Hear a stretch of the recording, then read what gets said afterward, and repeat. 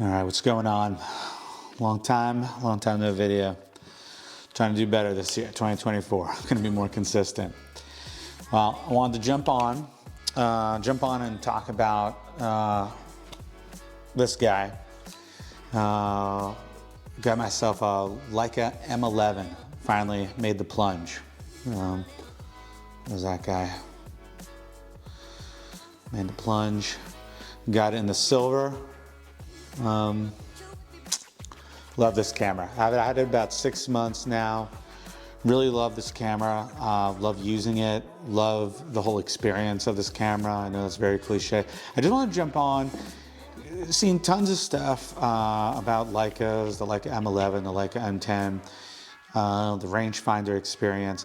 I want to kind of jump on and talk about a couple of things that I don't hear, or I didn't hear a lot of people talking about when I was trying to make the decision or educate myself on this purchase. So hopefully I can go ahead and bring up a couple of things that I found to be interesting, some things that I don't hear a lot of people talking about, and hopefully it can be helpful to you guys if either you're thinking about it or you currently have an M11 or M10 or one of the M cameras and this applies.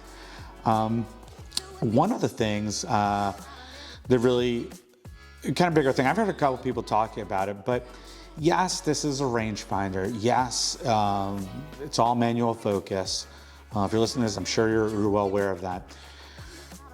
What I don't hear a lot of people talking about is that with this camera, I'm used to shooting in manual on my main professional cameras. Whether it was Sony before for several years, now it's Canon. I'm always shooting manual. I'm always playing around with the aperture, shutter speed, and ISO.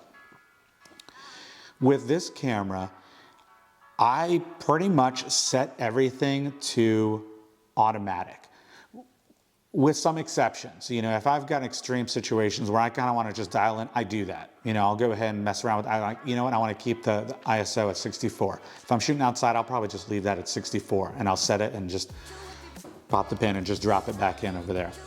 But for the most part, the way I use this camera, which is for my personal work, for with the family, for travel, I just pretty much set it all at automatic.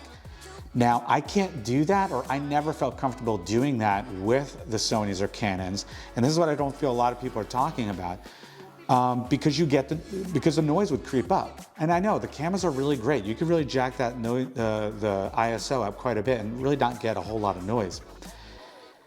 But this camera, the files, and this isn't even a monochrome, I never have to worry about it. Usually if I start seeing that ISO creep up to like over 1,000, 1,200, I see some loss of contrast. I see some kind of, you know, color discolorations and whatnot in the images, whether it be the Sony or even now my Canon R5. With these files, I don't even think about it. I have files, and I'm going to throw up a couple of examples. I have files where I'm shooting in just pitch black night, clean. Christmas time, some lights, shooting out in Disneyland with the family, totally black, totally pitch black. It's amazing. So it's just a different way of shooting. And it's quicker, I feel. Yes, you have to manually focus, but I've only had this camera now for 6 months. To me, this is the kind of form factor I started my photography journey with. I had a hand-me-down 35mm film camera, manually focusing all the time, no autofocus. And that's what I shot with. That's what I started my photography journey on. And so to me, this kind of brings me back. It's very sentimental. Kind of brings me back to that. No, I didn't have a Leica. It was just one of my dad's hand-me-down cameras from when he was traveling. Another thing I wanted to kind of mention, and I got some notes over here. I'm trying to do better. I can take some notes. The UI, the interface, the day-to-day experience that you have with this camera, with the menu, and also how it connects to the Leica app. Extremely enjoyable compared to Sony. I think Canon is a little better. My experience with Canon has actually been pretty good with the app.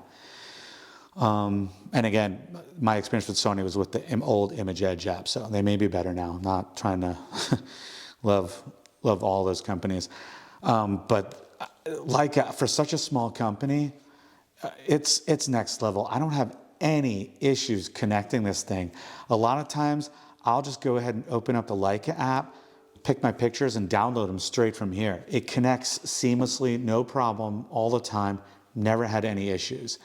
These are the little things that you have to deal with on a day-to-day basis that you don't think about at the time when you're going through and you're making a purchasing decision.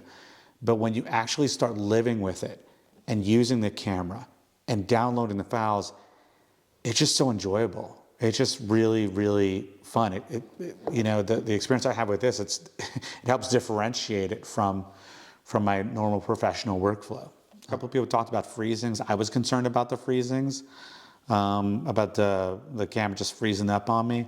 I haven't had any issues. I don't know if I got lucky or whatnot, but I haven't had any issues with this camera, with freezing.